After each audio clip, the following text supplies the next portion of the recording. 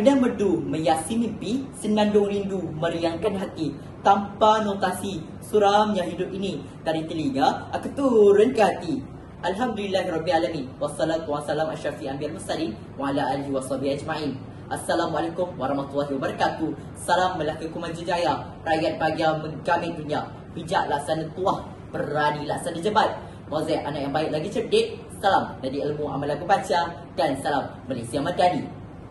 Pemilik nama Muhammad Hazi Aiman bin Baharudin merupakan pelajar tingkatan 4 dari Sekolah Menengah Seri Muzaffar Shah Melaka dengan kod sekolah MEE 2141. Izinkan saya memperkenalkan diri dengan lebih lanjut.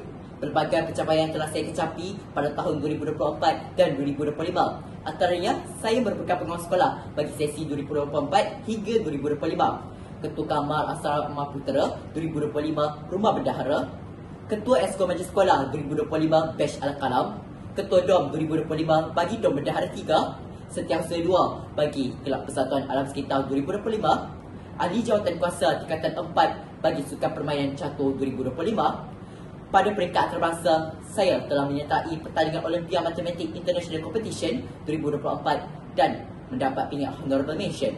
Seterusnya, saya juga merupakan ahli jawatan kuasa bagi pertandingan 12 Malaysia International Young Eventer Olympic Mayo pada tahun 2024. Dalam peringkat kebangsaan pula, saya telah menyertai pusingan awal pertandingan Pidato Tun Fatimah peringkat kebangsaan 2024 dan layak ke peringkat akhir yang berlangsung di Sekolah Tun Fatimah sekaligus merangkul 10 peminat terbaik kebangsaan tahun 2024. Saya juga telah menyertai pertandingan fotografi bersama buku kegemaran berserta mutiara kata peringkat kebangsaan 2024. Selain itu, saya telah berjaya meraih pingat gansah dalam balik pulau National Innovation Competition 2024. Pasukan saya juga telah berjaya bara ke peringkat kebangsaan dalam poster Minda Sihat 2024. Saya juga telah menyertai Fun Run Majlis Pengetua Sekolah Malaysia peringkat kebangsaan 2024 dan akhir sekali, saya telah menyertai kuis menjawab soalan pertolongan cemas terbuka unit uniform peringkat kebangsaan 2024.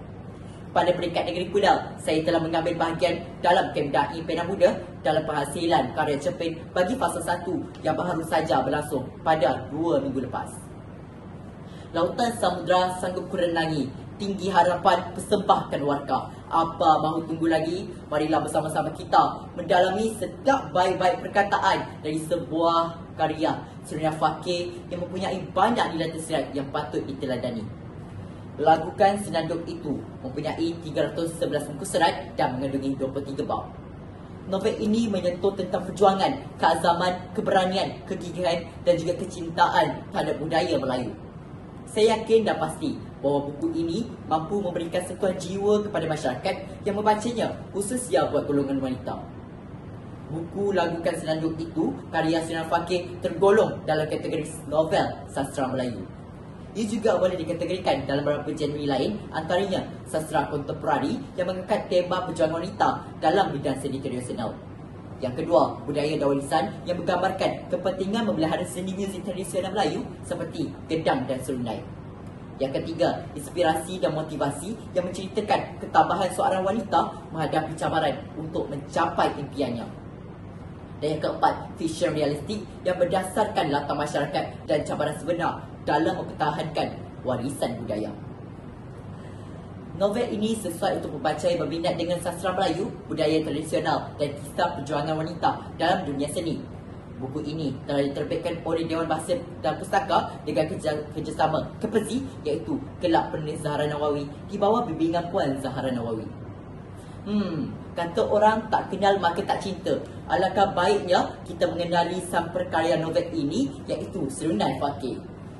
Khairul Hafiz bin Abdul Rahman adalah nama sebenar bagi Serunai Fakir yang dilahirkan di Pekan Pahang pada 10 Oktober 1972. Beliau pernah bertugas sebagai pegawai takbir diplomatik PTD pada tahun 1998 hingga 2006 sebelum mengambil keputusan menulis sepenuh masa dan menjadi tenaga pengajar muzik tradisional. Novel Lagukan Senandung Itu karya Surya Fakir adalah sebuah karya mengangkat tema perjuangan seorang wanita dalam mempertahankan seni warisan Melayu.